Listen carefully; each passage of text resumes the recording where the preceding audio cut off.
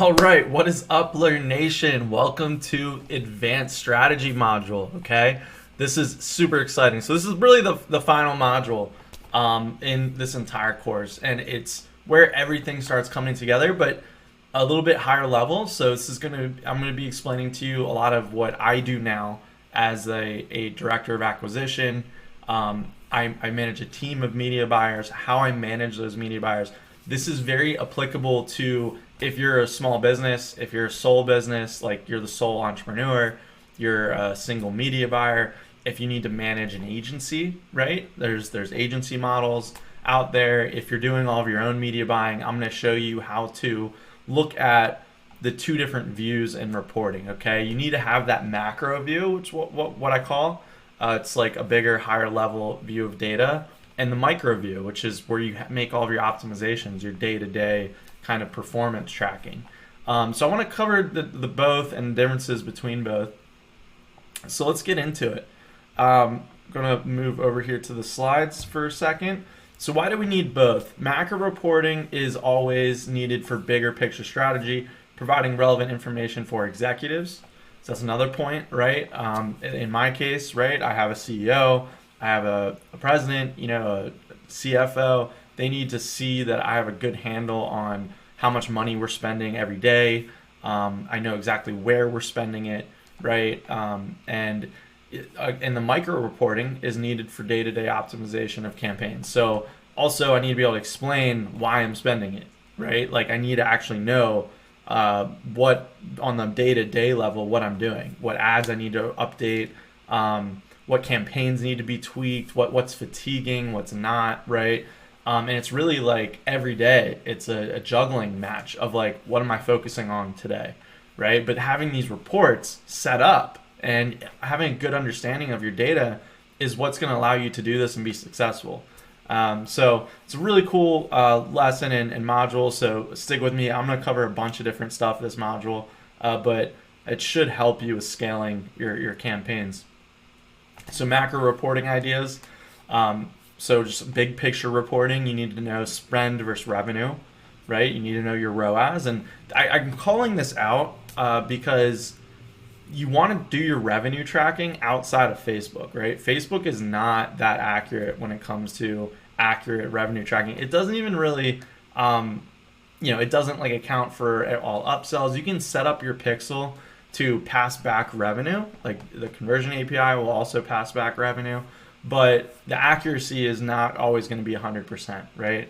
So even at like Agora and like bigger companies I've been at that have like billions of dollars of budget, millions I should say, but it's a multi-billion-dollar company. They still rely on your CRM. You rely on your actual internal tools for revenue reporting, and you marry that with the spend of the platform. So this is very important. You need to do this everywhere. Offer visibility. Knowing which offers are where and what are they doing, what stage they're in. Are they ramping up? Are they scaling? Do they need like support? Do they need more creatives? There's also cross account management, right? So a lot of times a junior media buyer, or if you're just getting started, you're going to be focusing on one account. You're going to be creating other accounts, right? I already told you that I create new accounts for every product. Right now, we have 6 products, maybe 7, 8 products live. I'll be able to show you in a sec in my report, but managing those products across not just Facebook, but we also do a lot of YouTube media buying as well. It gets complicated, right? So you need to have good account management, clean kind of data. You need to have good labeling, right? Naming conventions, which I've talked about quite a bit. Network management, that's what I meant, like cross-channel marketing, right? YouTube, Facebook, LinkedIn, other TikTok, other social platforms. Resource management, this is like who's working on what, like how do you manage the resources you have? Is there an agency? Do you have other people you're working with as you're scaling? Audience management. So audience management is like your audience buckets, right? Managing hot, warm, cold. there are limits to these audiences, and you need to be able to track those limits. You need to know what am I capable of actually spending to my hot audiences, right? Because there is a cap, right, where it gets too competitive, where the audiences are too small. Right now, I know like when I'm spending about, let's say my warm audiences can support about $10,000 to $15,000 a day. That's about it. Anything above that needs to be cold or like newer audiences. That's typically like our cap, and I just know that from doing this kind of reporting. Micro reporting ideas. This is where if you're actually in the day-to-day pulling the strings with Facebook, which I feel like most of you are, you're going to be needing to know these things. And if you need to do both, you need to do both. Okay. You can't just focus on one. Like, you have to do both. And I mean, like, if you don't have anyone to help you, if you don't have any one to assist with the micro stuff or the macro stuff, don't forget to do both, because it's so hard. So I'm going on a little bit of tangent, but I'm just saying it's very hard to take a step back when you're deep in the numbers. Okay, I have very senior media buyers on my team. I have two guys. They've been buying Facebook traffic for more than 5 years, each of them. I think more than 6-7 years, actually. Like, these guys have been around for a while. They've seen a lot of things. They've managed a lot of spend, and they still miss things every day, right? Because they're all in the micro. And it's not their fault. If at the level that they're working, at how much they're putting out, how many ads we're posting. I think you saw, we've launched like over 17,000 ads in the last couple years. Probably way more than that. Those are just the accounts that I found. Probably like 20,000 ads.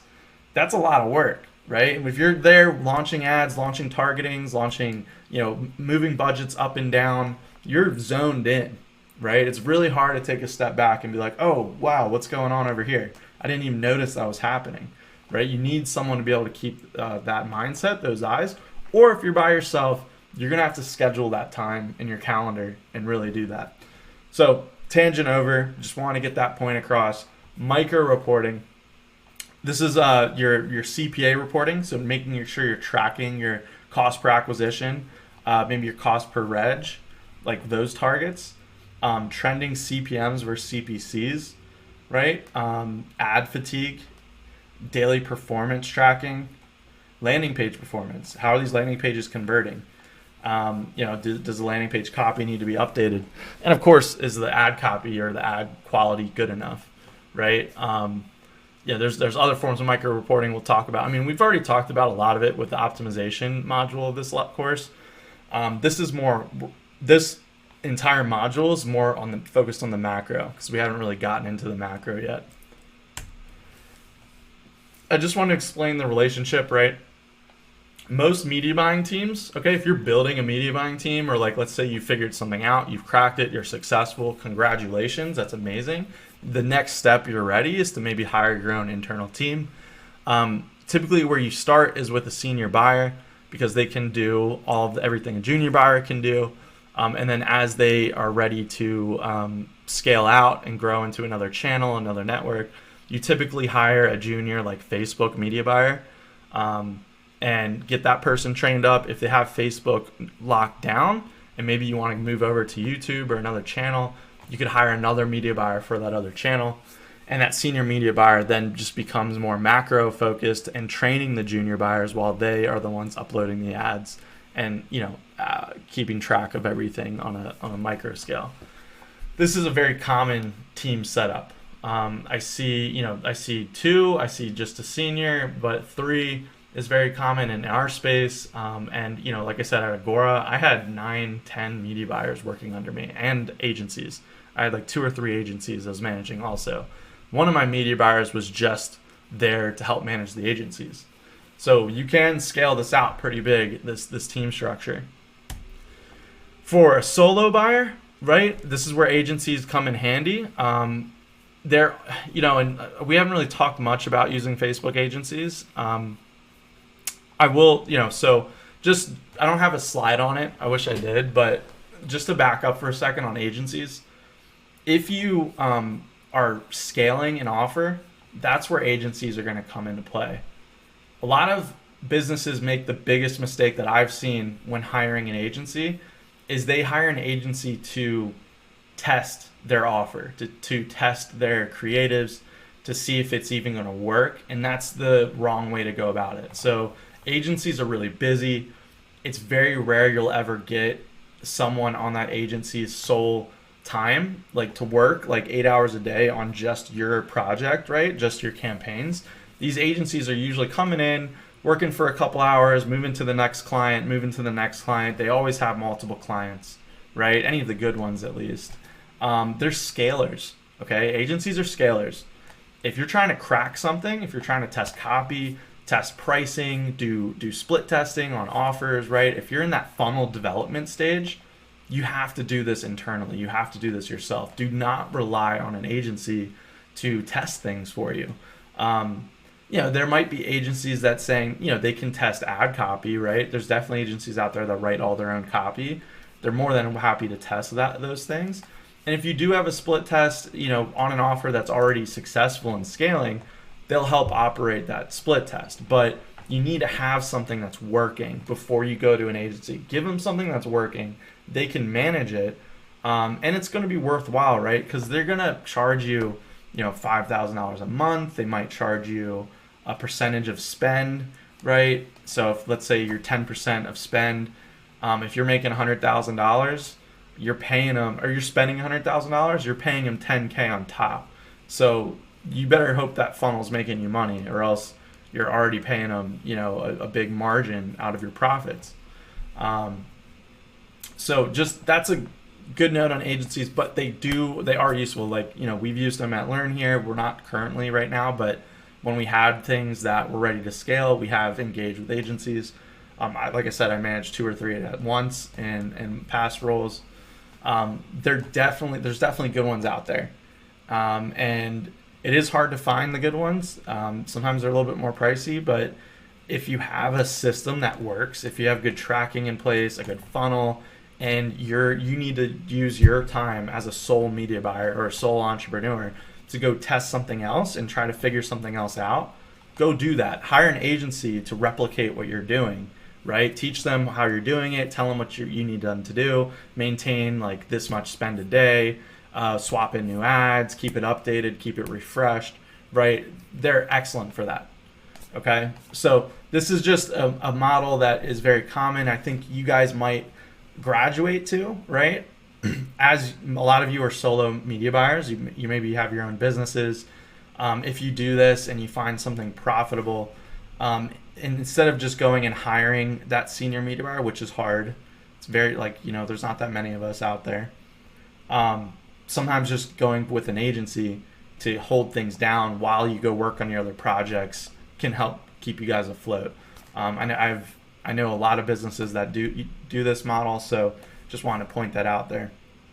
All right, so this was like macro versus micro reporting. So I hope you guys got a good sense for it. Like I said, the micro stuff is a lot of the optimization we talked about. It's like being in the ad manager 24/7. It's testing headlines, testing copy, testing videos, okay? And